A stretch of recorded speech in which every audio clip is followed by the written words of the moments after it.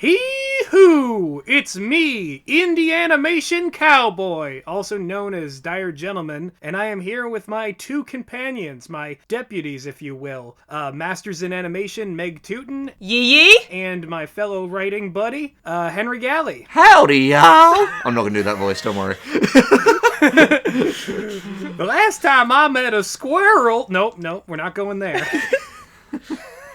We have lost all the weaklings already. Yeah. Excellent. Weaklings cannot survive in the West, in the desert, in the gulch. The long gone gulch, if you will. So we just watched an incredible indie animation pilot, which was 5 years in the making, and we wanted to do a video talking about it and everything that it did, and like the hope for this being picked up as a big series. I think I was the one that told you guys about Long Gone Gulch. Yeah, you were the first. Yeah, because I remember the original Kickstarter for this. And they first started posting, they made, a little trailer that they posted to Tumblr and YouTube and all that in, God, it must have been, 2011. Wow, that long ago, huh? Yeah, I feel like I was in high school when I first heard about Long Gone Gulch. It took them that long to get, the backing for the project off the ground and actually be able to work on it. Having made my own animation pilot, which I'm still, I haven't fully animated it because I'm not like these people. I don't have that kind of time or, resources. It was a long time between, writing it, then casting it, then storyboarding it, and then I can only imagine, even more time animating it. Yeah, so this is essentially the lasagna cat of indie animation pilots. Oh, absolutely, it is. And I am so excited. I don't know, I think Has-Been Hotel and Long Gone Gulch were in, before they actually came out, they were in the same category for me, where I was just yeah, this looks like it's gonna be cool. And now... Long Gone Gulch was cool. Yeah, Long Gone Gulch was cool. yeah, I was gonna say, post-release, I think there's no question which is the more solid pilot. By a country mile, Long Gone Gulch takes it. If I can vent very briefly, we made our previous video about Hello Boss where we said we had problems with the Has-Been Hotel pilot because we didn't like the pacing and structure of it. And a lot of people in the comments took issue with that, saying, pilots aren't meant to have good pacing and structure. They're just to show off the characters and concept. And if you watch Long Gone Gulch, you'll realize you can have both. Porque no las dos! This pilot is so incredibly charming, and it is just proof that, in a pilot, it's encouraged for you to try and to do a complete story, because, my god, does this go to some places? Everybody has a character arc. Marigold has a character arc. Yeah. No, absolutely. I think... That worm guy in the band, he has a character arc. Even what's his name? Sheriff Pinchley has a character arc. It is a crime that Charlie isn't here, because I feel like as soon as Charlie watches Long Gone Gulch, he's gonna be like, I would die for Pinchley! I would take a bullet for Pinchley! I want to say, just because this is, my area of expertise, I think it really shows, in this pilot, the fact that they did actually put as much care into the script as they did the animation, because the fact is, there's not an ounce of fat on this thing. No. Every single thing in it that's planted is paid off. Yes. There are so many through lines, and it manages to introduce so much. I think it's phenomenal how this is only 21 minutes long, but it feels, in a good way, so much longer. Yeah. But then when it's over, you're like, that went quick. There was never any point in Long Gone Gulch where you were, confused. Yeah, you always know what's happening, what the, goals of the characters are. There are a few, surprises that happen, but they go from, what was previously established. It's really solidly plotted, and each of the characters are given, enough room to accomplish, essentially their purpose and to show off what they're supposed to do if this would be picked up for a full series. I think what it might be worth saying now is we really liked it. Yeah. And if you haven't watched it yet, we recommend that you do. Absolutely. And then come back to the video so we can give this analysis. So yeah, if you're the kind of people who watches these videos to figure out whether they should watch something, yes, it's great. We really like it. Go watch it. Pause this. Watch it. Then come right back and hear us yell about it for 20 minutes. Yeah. Alternatively, go watch Long Gone Gulch, watch this, watch Long Gone Gulch again, and then watch this one again, so that I can get more watch time. And then like, subscribe, comment, hit the bell to turn on notifications. And send me $4 million. That's the way. Shall we talk about the story first? Okay. First of all, I just want to say right off the bat, as much as I am somebody who loves adult cartoons, my pilot is an adult animated cartoon. When I saw that thing right at the beginning of the episode that said, this cartoon is not suitable for children under the age of 7, I was like, oh, thank God, it's for kids. Yeah, no, straight up. No one's gonna pull their willy out. There aren't going to be any weird, like, offensive jokes in this. It's not just going to be a parade of cuss words. I mean, to be fair, there is some pretty harsh cuss words in there. What was it, Dawn? Meanie. Meanie, yes. And there is, like, I was surprised that there was, like, a little bit of, like, blood and guts in this show. But, like, tastefully. Yeah. Tastefully. Like, I respect the fact that, like, because the fact is, kids know that when you get punched in the face, you bleed. Like, that's not something kids need to be, like, defended from. No, but I mean, like, right at the very beginning of the show. So it begins with, like, the Mako Gang, and they're in the desert. For some reason, Mako's quirk is that he's obsessed with his birthday, and it being his birthday, and he always wants it to be his birthday. It's true. And so the other guys in the gang bring him this fish that has birthday candles in it. And then Rawhide punches her way out of the fish, and she's got all, like, fish guts, bloody chunks on her. Like, it didn't look too gross for kids, but I was just like, damn, that's somewhat ballsy. For a cartoon. Yeah, and then when Rawhide gets punched by Mako later, she's got the bit of blood. Yeah, and Snag has like a nose, has a bloody nose as well. I also liked how it's clearly kid-friendly, but they have these weapons that, like a slingshot and a comb that belongs to Snag, that like are able to be used as a like knife and pistol essentially in the context of like what they do in the story, but they also get to be like these fun, silly objects. It really shows that this is like versatile when the first like cowboy standoff we have is a slingshot versus a harpoon gun. I think honestly overall there is such huge props to be given to every element of design of this cartoon, because I think when you look at the character designs for characters like Rawhide, Snag, Mako, Mayor Rhubarb, and their different objects, they're immediately kind of iconic. Like Rawhide has the classic sort of like pink like cowboy gear and the slingshot. Yeah, she looks like a little, like, she looks like, it's a very classic cowboy outfit. It's like a little girl's Halloween costume. Yeah, exactly. And Snag has the great, like, 1950s greaser, yeah, like, ne'er-do-well grease thing going on. He looks like a classic, like, old-timey, like, 50s punk. He looks like a lost member of Gorillaz, we were saying while we were watching he has that, like, weird, like, rat boy face.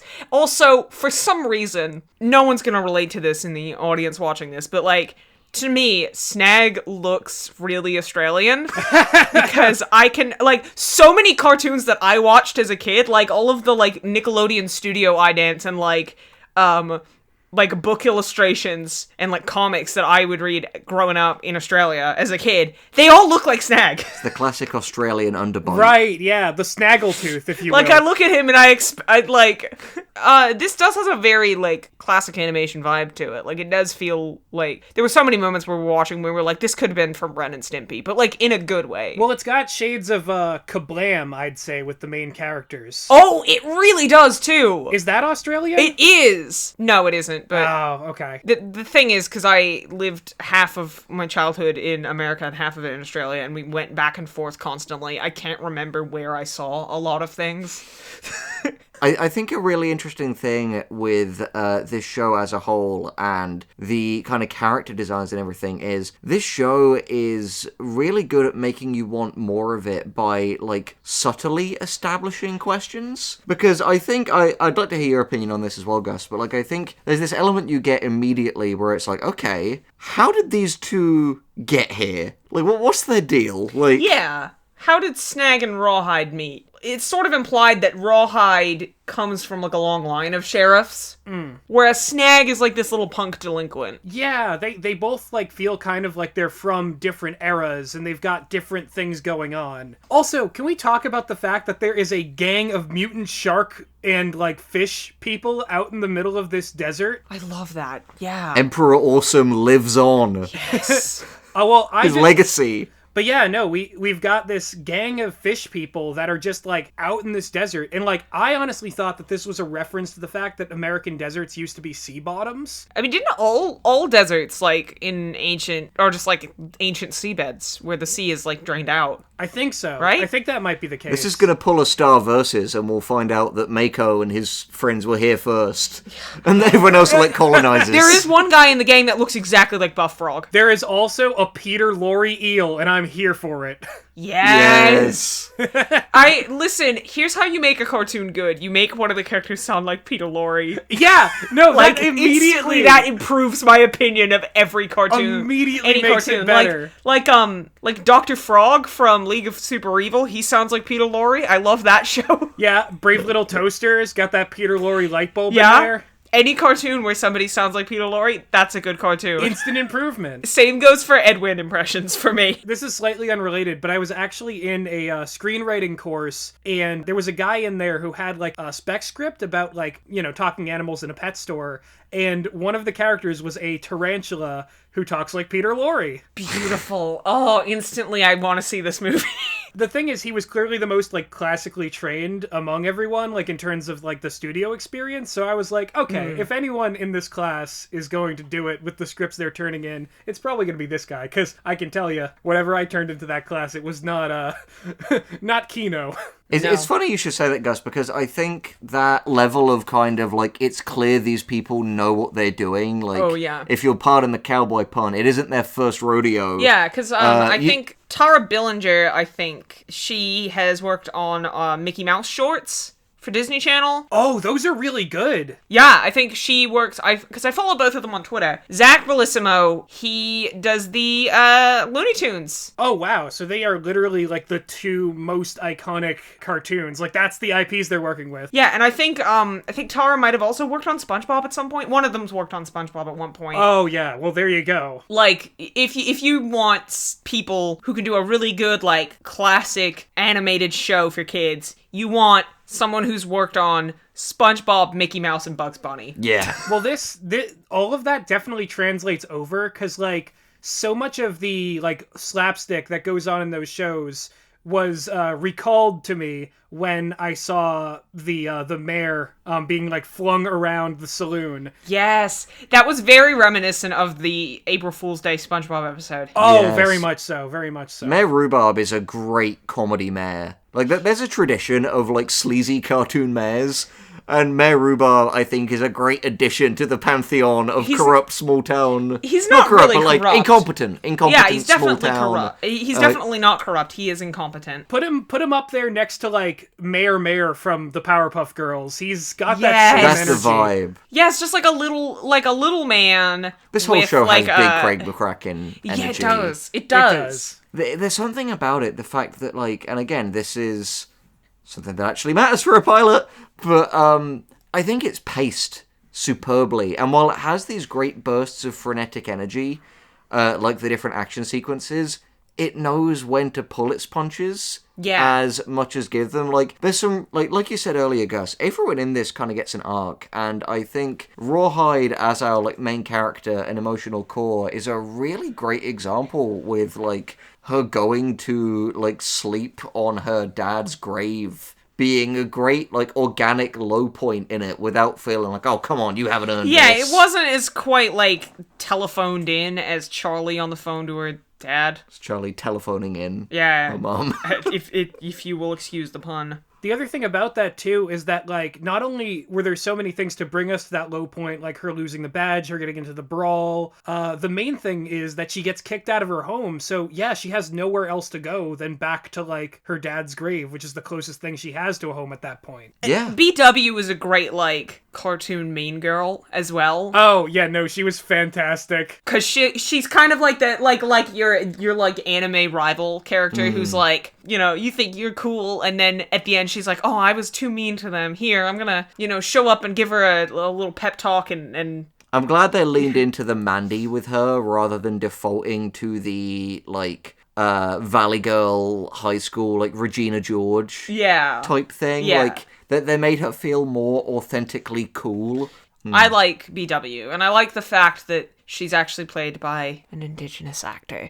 Yeah. And she's even, like, it's not even a case of, like, you know, like how in Pocahontas, you know, Pocahontas is set in Virginia, but the actress that plays Pocahontas is, like, half Mexican, half Inuit. You know, the actress, Amber Midthunder, it doesn't say what indigenous nation she's a part of, but she is from New Mexico. So that is in the desert. Can we talk just about the saloon a little bit more, and the fact that, like, the designs that show up in there not only raise so many questions about, like, what we can see in this, like, world, but also just show that they really know their stuff when it comes to mythology and urban legends. The Flatwoods Monster and Mothman were sitting in a booth together. They're married! Yeah, no, it's true. Like, I think this show They are in love and they're married. This show, I imagine, if it gets picked up, which I really hope it does, it's clear that it's kind of a love letter to American folklore and American mythology. Because it's a saloon full of cryptids. You've got the Sasquatch, you've got the Mothman, the Flatwoods Monster, jackalopes. Not even just American cryptids either, because I don't know if you guys noticed, but there was a table, I think just before the Flatwoods and Mothman, that had a Japanese kappa and then a bunch of, like, various yokai drinking out of his head with long straws. Interesting. Including that very iconic umbrella yokai. There was, like, a lantern with a single eyeball. And then there was also the Rakuakube, which is a woman with a very long neck. Yeah, Gus, I've seen one of those in real life. Ask me to tell you that story. Yeah, we'll do that. You've seen we'll do that off mic. I have seen a Rakuakube out in the wild, and I will tell you that story one day. Good lord. That's for the Die Gentleman Patreon. Yeah. They're scary. At least it wasn't one of the yokai women with the mouths in the back of her head that will just eat your, like, food off your plate. Oh, I forget what they're called, because Kuchisaki Onna is the slit mouth woman, and then we something probably else. Won't be seeing her Onna we probably won't be seeing her in Long Gone Gulch. No. Kuchisaki Onna is just potentially any woman you meet in this current world. You would never know. Topical comedy. Every time I'm out in the world and I meet, like, a woman, I'm like, are you Kuchisaki Onna? And when she says no, I'm disappointed. You know, no, I'm the exact same, Gus. I'll be out and I'll walk up to a woman and I'll say, are you Kuchisaki Onna? And she maces me. Yeah. This saloon, I think, it's a great example of how this show manages to be dense but not bloated. Like, it's a great thing where it really, like, benefits from the rewatch.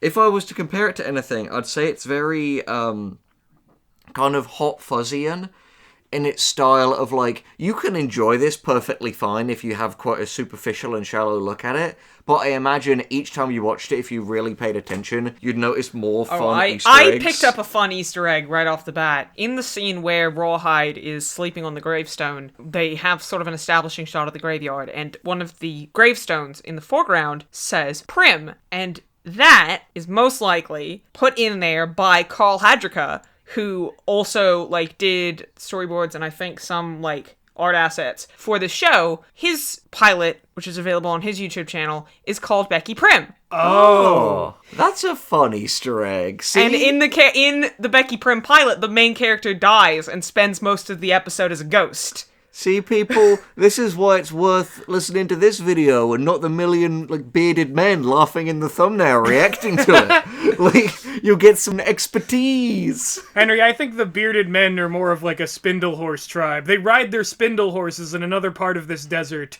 Been to the desert on a spindle horse with no name. The thumbnail for this video needs to be the Long Gone Gulch logo. From the left corner, the right corner, and from above is each of our faces laughing. You've photoshopped a beard onto Meg.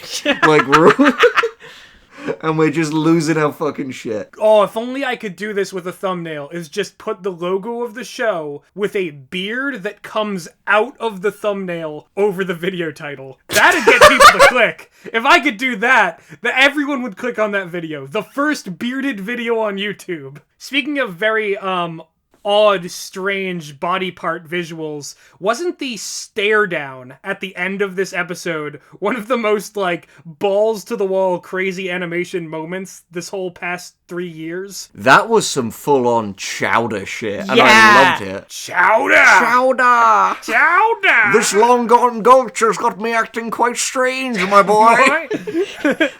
Mung Doll comes back every time. We can't get rid of him. He's part of this channel now.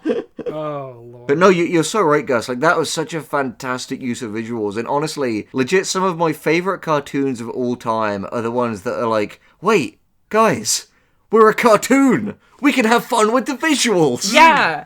I mean, it's everything I was saying about Midnight Gospel and Tucker and Birdie in our Midnight Gospel and Self video. Yeah. This show is not afraid to be just like Looney Tunes buck wild. More cartoons need to, like, delve into that sort of wildness. I feel like everyone's been caught up in creating the next Avatar, and I know who that makes me sound like, but I think it's legitimately true. So many shows are afraid to go wacky and silly and to be primarily focused on entertaining people with comedy because it's gotta have a big serialized storyline, especially one that curbs notes from things that were previously successful in different time periods. This is something Meg and I discuss a lot. I think there's like this real danger in current animation where like we've had this wonderful period of time where we've had animated shows that are very sophisticated in like their ideas and like characters and narratives, and as a result, they've been enjoyed by like all ages, like people like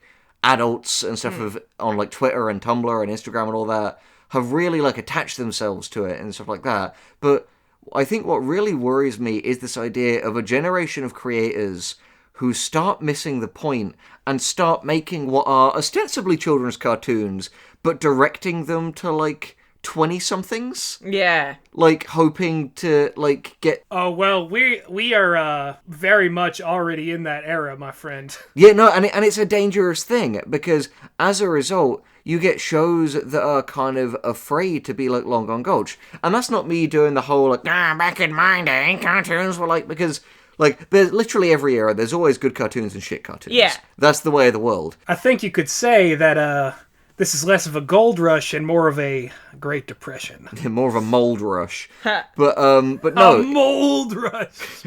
But no, it's true. But, like, that's the thing.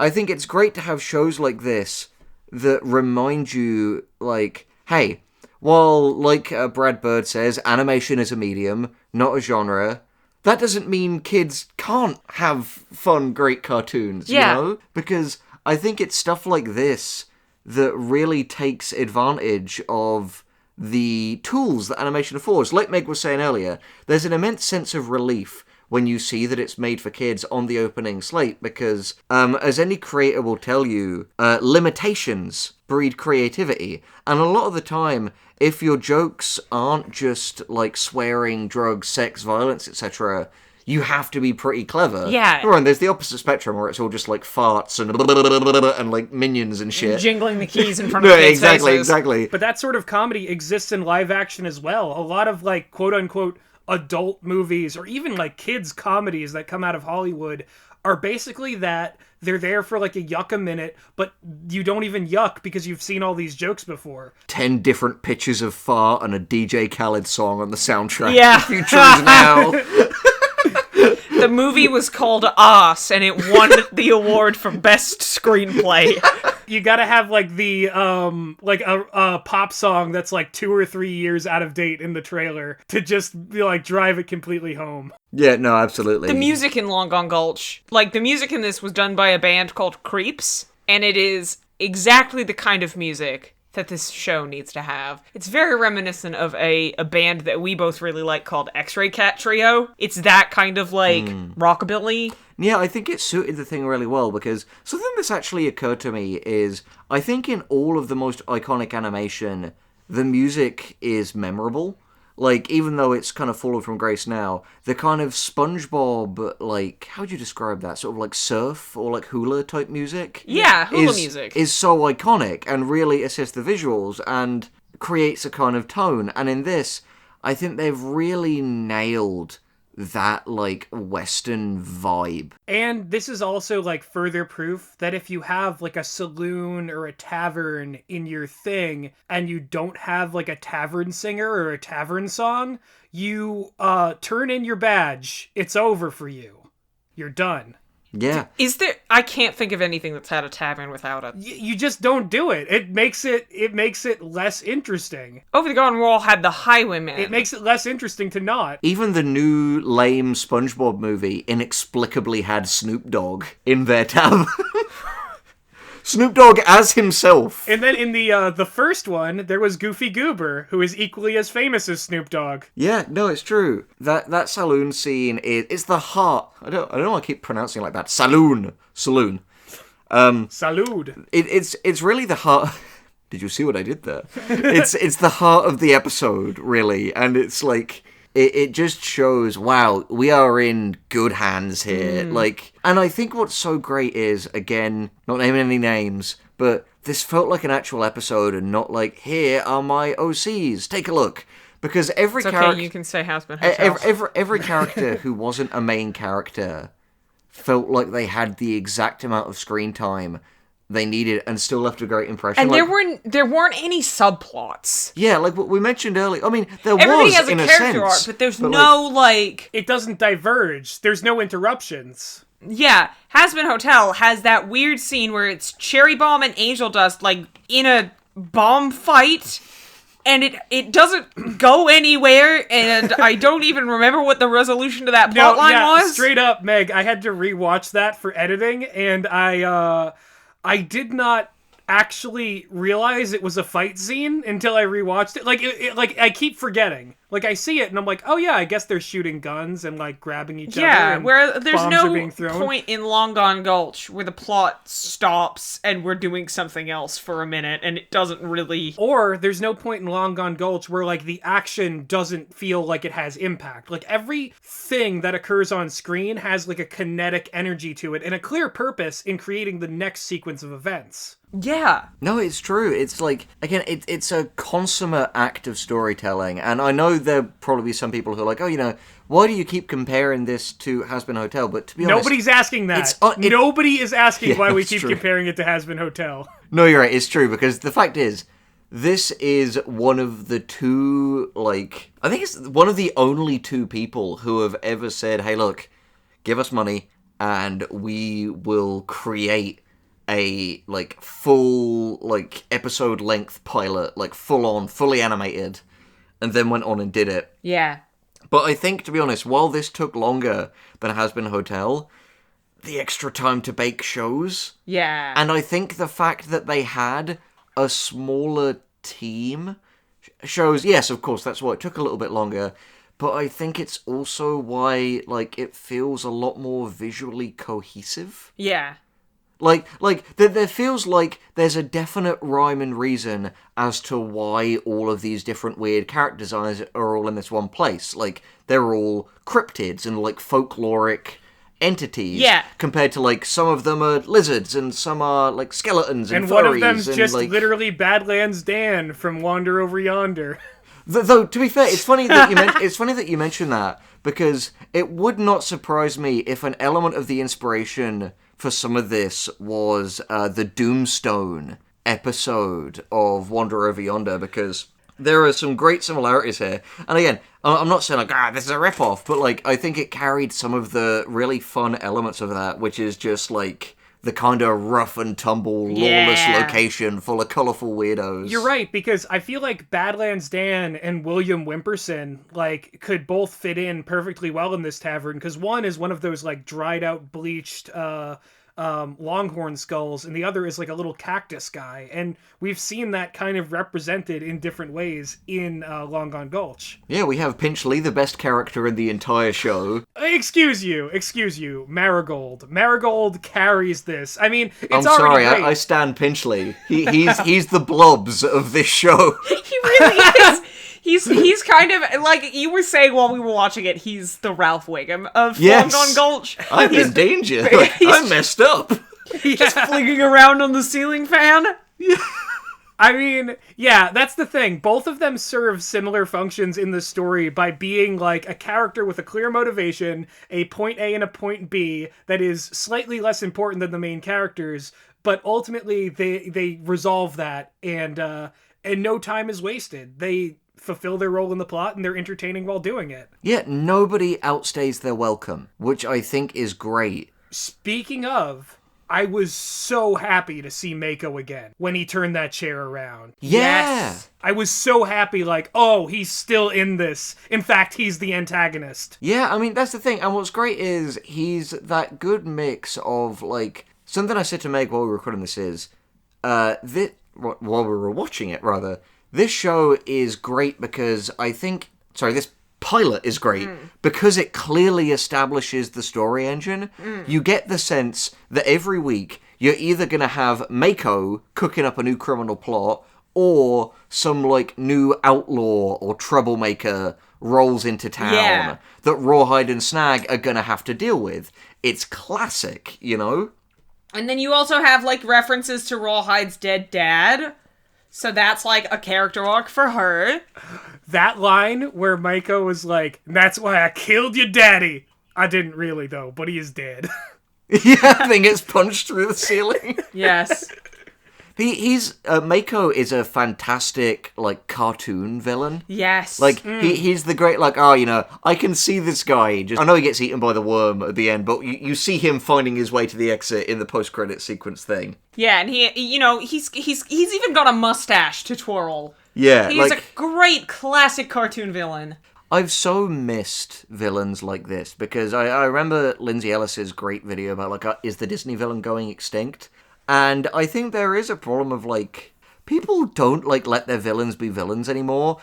There's, or, like, let them be cartoon villains anymore, because there's this weird mix of, on one side, my villain has to be so sympathetic and nuanced and tortured, but then there's the other equally annoying side, which is, my villain has to be Bill Cipher, but I'm gonna forget that Bill Cipher was actually a dweeb a lot of the time as well. Like, my villain's just gonna be so cool and so threatening, and everyone thinks he's super cool and threatening. See, that's the thing. Mako is a character, a villain, that doesn't either bum you out or overplay his craziness to the point that it upstages everyone. He is equally crazy to the crazy world he inhabits, and he shows some genuine menace and threat whenever he's, like, pushed. But he's also funny as well, which is a great balance. He's also funny, yeah, he does everything. He's a versatile villain. I love how, like, again, the comb, functioning as, like, a stand-in for a switchblade, becomes a terrifying thing when he points it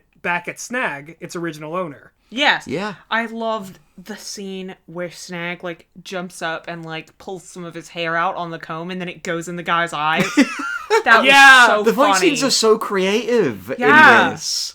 Like, there's that great shot of, I mean, it's in all the trailers and stuff, but when Mako fires his harpoon gun at Rawhide and she leans back, catches it in the slingshot, fires it back, like, clocks Mako in the face with it and knocks him out. And again, like, the violence manages to be, like, in much the same way that the original Tom and Jerry shorts were so good at. The violence manages to be cartoony, but at the same time, you really feel it as well. Yeah, like, you know, when he another gets his show... mustache torn off, it looks painful. And when, like, the star badge, like, hits Mayor Rhubarb in the eyeball. Yeah. Yeah. And the other Mayor thing... Rhubarb's Ren style emoting was so good. I loved the, like, he's too angry to say it with words. Yeah. So we got the unknowable noise. Yeah. Damn, it was good. Like, and the fact it was just 21 minutes. Like, there was nothing self-indulgent about this. All killer, no filler. Yeah. Like, as soon as it was done, Meg and I turned to each other and was like, God, even if this gets picked up, it's going to be another 3 years before we see it. Yeah.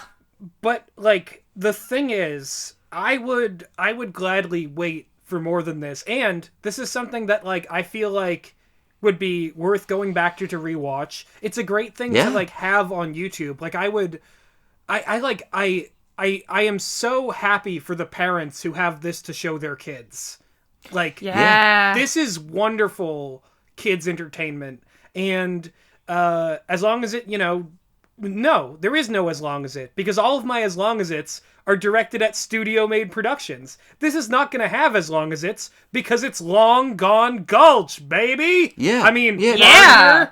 Partner? Yeah, and I say? think it's worth saying that just, like, I would say that this, as a pilot, as a self-contained thing, vindicates a lot of our criticisms of Has-Been's pilot. Oh, because, as I said earlier, it shows that you can have it all. It doesn't just need to be, like, don't get me wrong, I am sure the way this universe is set up, there will be more characters in it. Yeah. But we don't need to see them all in episode 1. Yeah. We need the main characters, and hey, this is what an episode will be like. Yeah. Oh, but also think about it. Like, the number of characters we're introduced to and the fact that they all do things. Like, could you not see a BW episode or a Marigold episode or a episode about the Sasquatch guy or Pinchley? Like, all of these characters, so many of them are introduced in such a short amount of time, and none of them overplay their hand to the point that you're like, I could see each and every one of these characters carrying an episode.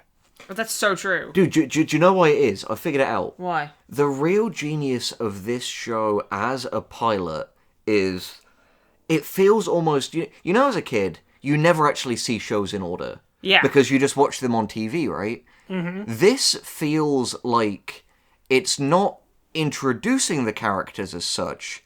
It just has the characters. Yeah. This just feels like this episode could have been season 1, episode 6. Yeah. And it still would have worked. And what's so great is it carries itself with such what I would call creative confidence that you roll with it. Yeah. Do you know what I mean? Like, it never, like, stoops or panders. You're like, okay, these are here now. Because they're written cleverly, acted well, and animated in a way that reflects their personality, in the first, 2 seconds of seeing them, I know what they're all about. Like, there is just this incredible, effortlessness to it. Nothing about it feels strained. It's not like, okay, now this is Squatch and Pinchley's big intro scene. This Yeah. is the Mayor's big intro scene. There is a really pleasing casualness to it. Yeah. And I think the beauty of Long Gone Gulch is, even if it doesn't get picked up, it's told a wonderfully complete little story Yeah. in its pilot. Like, it's not leaving anyone dissatisfied. You're like, wow, that was great. I'd love to see more of this, but even if I don't, this has been a thoroughly entertaining ride. Yeah. Yeah. It's given you a joke and a punchline, and then said, hey, if we get picked up, we'll give you more jokes. Rather than giving you the build-up and then said, hey, if we get picked up, we'll give you the punchline. I'll even say it accomplishes in 22 minutes what, the vast majority of animated films out of, Disney haven't been able to do in a very long time. Yeah. Oh, yeah. Please, please, please, go watch Long Gone Gulch, because the fact is, yeah, it's big, but it's nowhere near as big as some other, indie projects out there, so give it your love. If you enjoy it as much as we do, tell your friends about it, spread it around, and let's hope, for the sake of these wonderful, hard-working creators, that it does get picked up, and that we get to see more of this really fun, enjoyable Western-tinged show. It's really great. And kids' animation needs something like this. Yeah. Yeah. This is a cartoon for kids that actually feels like it's for kids. Yeah. And not in a bad way. I would never say that in a bad way. Yeah. Well, I suppose it's time for us to go hustle off into that beautiful sunset and that horizon. Let's mosey on down to the saloon. Weehaw! Let's mosey on! Bang, bang! Shooting